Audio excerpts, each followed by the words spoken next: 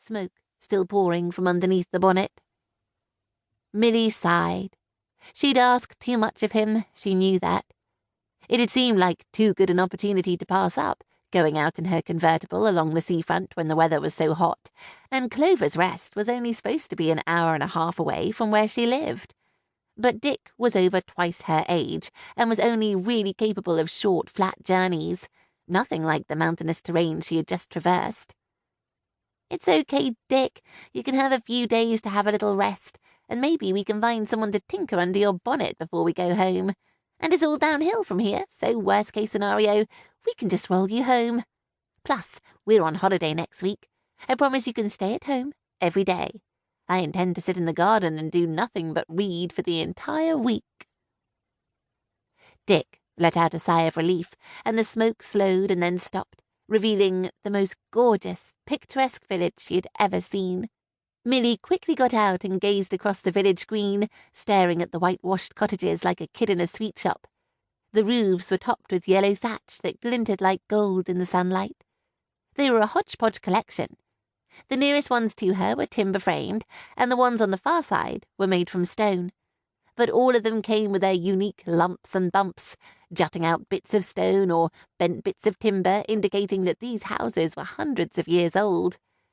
She quickly grabbed her suitcase, gave Dick an affectionate pat, and abandoned him on the edge of the green as she walked, in awe, along the cobbled road.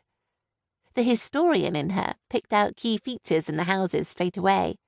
Of course, without certain dating tests, it would be hard to be specific, but the first house on the green had to be at least 400 years old, which meant it should be a listed building.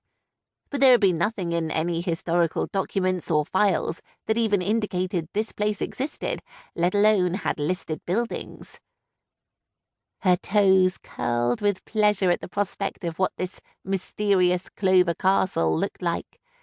Was it possible that she was going to round the corner of the green and see a 16th century undiscovered jewel?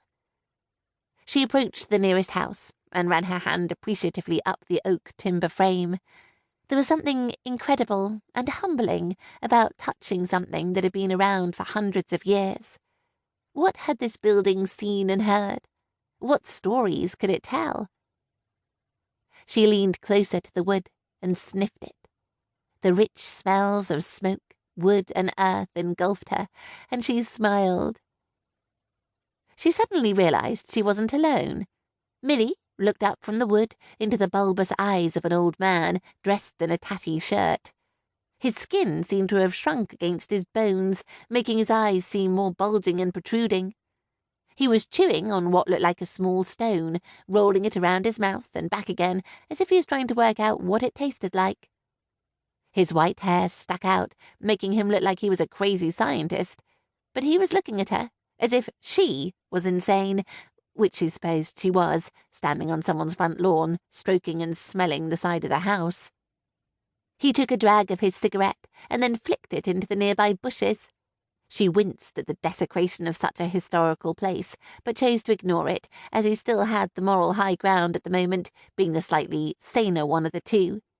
"You can't leave your car there," said the man, indicating poor Dick, who looked so deflated and exhausted that even his headlights seemed to be drooping.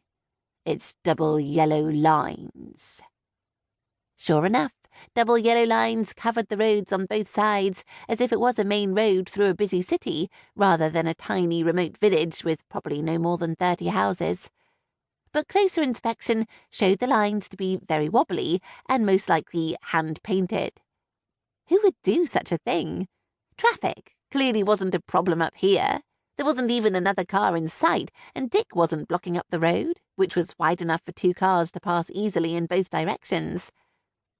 "Well, unfortunately, my car broke down, so it will have to stay there until I can get someone to have a look at it."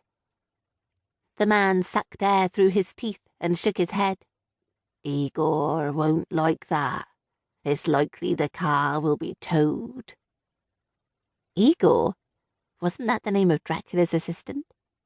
"Sorry, what did you say your name was?" Milly asked deliberately. "Danny." "Danny, I'm sure Igor will understand that a broken-down car is not my fault. I'm a guest of Lord Hart. To keep listening to this audiobook, I've left you a link in the description so you can do it, at no cost thanks to Audible's 30-day free trial.